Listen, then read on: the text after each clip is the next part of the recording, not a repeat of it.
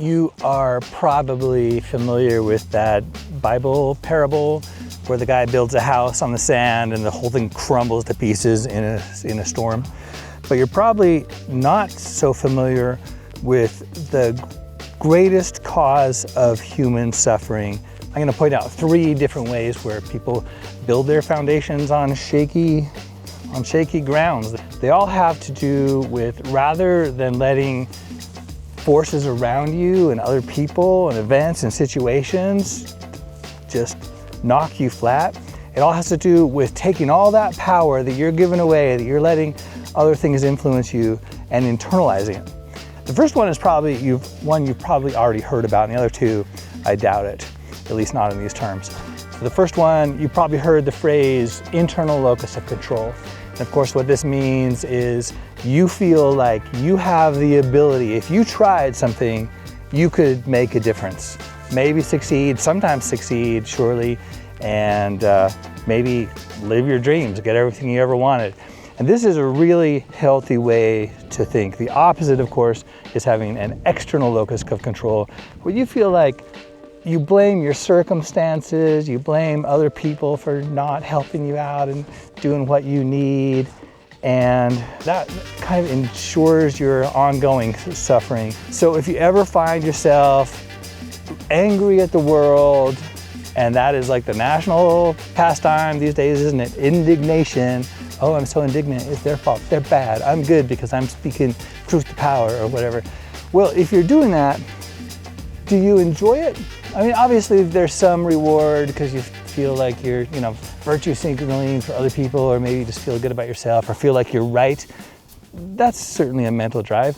The brain hates being wrong, so there's some rewards for it, but look at the costs, misery, unhappiness, dissatisfaction, as opposed to what you could be experiencing, some peace, some happiness, some joy, some satisfaction, some accomplishment, growth and mastery. Mastery is one of the strongest reward things you can do. So if you learn and grow, you're going to get some of that. It's going to feel good. And when you wake up tomorrow, you still have that to lean on and to use, and you can leverage yourself and get yourself even farther ahead. So internal locus of control is great. I've got to make one more clarification on this though. Again, speaking to the modern world, everybody's talking about narcissists, aren't they? Like, everyone bad, oh, you're a narcissist, you're selfish and stuff. And on the other end of that same spectrum are the pleasers. And both of them are the same thing, which just took different strategies to deal with it. And what it is you lack an internal sense, and truly integrated sense of safety and security. And so you're trying to control your world one way or the other to make it safe for you. The pleasers, by being nice and sweet so people will like you and not be angry at you, and that gives you a very temporary, very sandy foundation kind of sense of security, and it's exhausting, and you'll never, if you don't get over that, you'll never attain your best life and your full potential. And on the other hand, it's the narcissists who are trying to manipulate and control. They're both manipulation. The narcissist is more overt, aren't they? So that's internal locus of control. You can't necessarily control everybody else. Stop worrying about that, because you can't. You can influence them to some degree. There's a middle way to do it though, which is much better, and it's called inspiration. If you get people, encourage them to do what they want to do, and maybe you help them get excited about it and want to do it, then I don't think that's necessarily evil. Let's move on to the other 2 things that people tend to often externalize, and which they ought to bring home inside themselves and build a foundation inside there. This is part of maturity. This is part of growing up, and growing up, really what it is, it's finding effective ways to live in an adult world.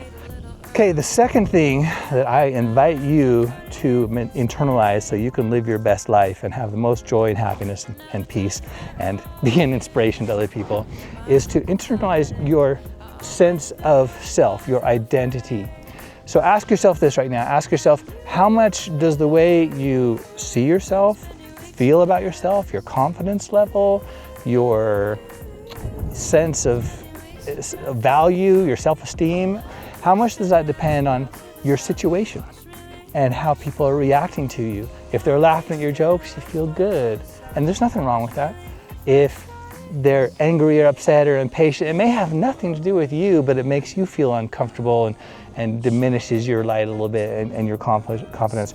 So we've all got this to some degree or another. As I point out in my book, Find Your Depth in a Shallow World, which is a grand exploration of identity, of who you are. It helps you identify what you're made of and options that you might have considered, and encourage you to, if you want to pursue one of those better identities, more healthy and effective and good and mature, it helps encourage you to do that. And one point that book makes out is that we really all have two identities. One is the way we see ourselves. That is the internalized locus of identity that I'm talking about. And the other one is the way we think other people see us. So it's never going to be 100% accurate, but we read the cues. Often they filter through our fears and insecurities, and we see somebody with a little disapproving look, and we're like, Alice, are you mad at me? Is it my fault? Am I unsafe? I love that cartoon of Alice in Wonderland, and she comes up to the caterpillar, and the caterpillar says, we are all mad in Wonderland. And Alice says, at me? It's funny but sad. The best way I know to internalize your sense of identity is to read that book or listen to it. It's you can find it on Amazon. Find Your Depth in a Shallow World. It takes the 10 layers of identity, which I created. There's nothing magical about them, but they're very effective. And it starts with the external, and it builds steadily more and more, closer down to your very core of who you really are and what your potential is. And it has a dozen or so chapters for each of these layers with examples and explanations and then questions so you can apply it to yourself. And by the time you get really like a quarter way through that book, you're going to have a much clearer sense of who you are and why it matters and how much control you really could have over it if you choose. And if you do this, if you internalize your sense of self, then when the critics come and the disasters happen and all, you're grounded. You know inside, like, you know what, I'm basically a good person and I can try again. I'm not perfect, but so what? I'm, close enough, I'm working at it. And so all those things that shake up the world, they don't rock you so much. Because like I said, you're grounded, you're not built on sand, you're built on something firm. And that firm thing is inside you where nobody can take it away. And when the really extreme people come and attack you, they just look ridiculous. They're not fooling you at all. And it doesn't hurt your feelings so much or limit you. So can you begin to get a sense of how different your life would be if you had an even more internalized sense of identity, if you really knew who you were? So yeah, I think you definitely want to do that. And of course, subscribe to the channel because we talk about this thing often. Identity is probably the most powerful concept that lives in our brain. And you'll definitely want to harness it and change some of your bad habits. We all have them, and strengthen the good ones, get the most of it. Okay, item number 3 to internalize, which would make all the difference. And we're all somewhere on this spectrum, from kind of the bad end to the good end. And this is create an internal source of motivation. Now, usually how motivation works is there's something you want to do, right? Or there's something you want to have, or something you want to experience. And there are steps that you need to do. Get up, go to work, apologize to somebody, step out of your comfort zone, make some friends, save your money better, whatever it is, exercise, get more sleep, eat your vegetables. There are these things that you need to do if you want to live the experience that you would most like, where you're happy and calm and healthy and you feel good and you just enjoy yourself and get what you want and have basic stability and bless people around you and enjoy them as well. But then the problem comes that even though you want those things, there are also reasons why you don't want to take those steps, right? There's resistance. Maybe you got some social anxiety, super common. Go back to identity. The more you know yourself, the less you'll have social anxiety because you're not worried about what other people think of you. Like, you will know. You've got it inside. Nobody can take that away. But there are all these reasons why you don't want to do it. And really, as I point out in my book, The Motivation Equation, which goes into depth with all of this topic, what's happening is, yeah, you want to be healthy, you want to look fit and sexy on the beach, you want to be wealthy enough to meet your needs, you want to have some really good relationships where you just love people, just adore them, and they love you right back. You want to have all these things, but there are other things that you also want that are pulling the other direction. You want comfort. You don't want to face your fears. That's weird in your brain. So much dissonance. It's hard. You want comfort. Your brain wants to conserve energy. It's like, don't try, don't work, just sit on the couch, right? So these things, the resistance is coming from other things you want.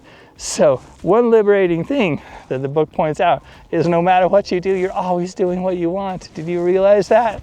You're either doing what your conscious mind thinks you want, get healthy, be happy, whatever, grow and learn, or what your subconscious wants, which is comfort. And ultimate survival and make babies and propagate the species. So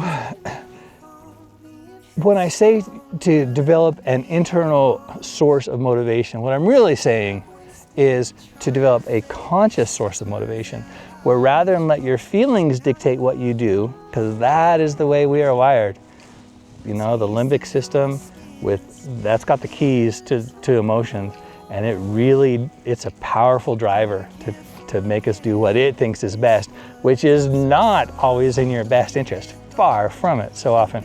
So what you want to do is use your wiser, conscious mind and say, you know what, I decided I was going to clean the bathroom today, so I'm just going to do it. And there are two major immediate benefits when you do this. The first one, of course, is you get things done. And then you've got a clean bathroom now. You went for a run. You're going to feel better for days after that.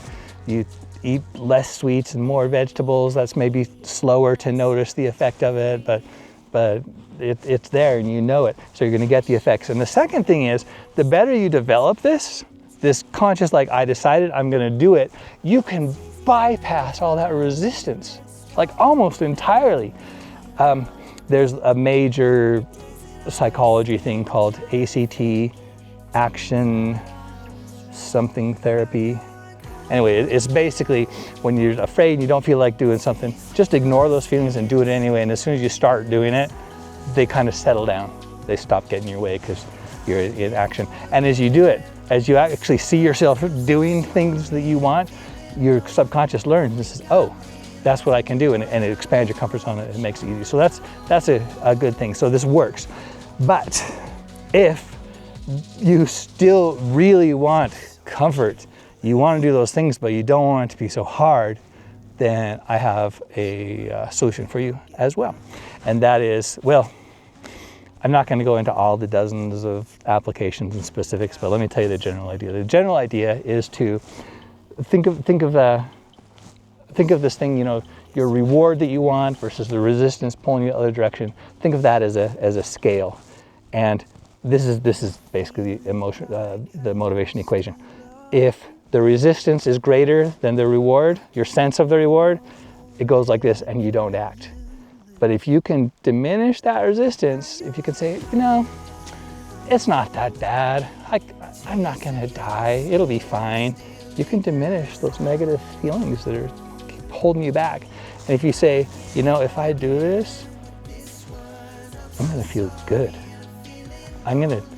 My perception of my life is going to completely change. The lights will come up, the colors will flow out, I'll have joy and more happiness and, you know, less stress and anxiety.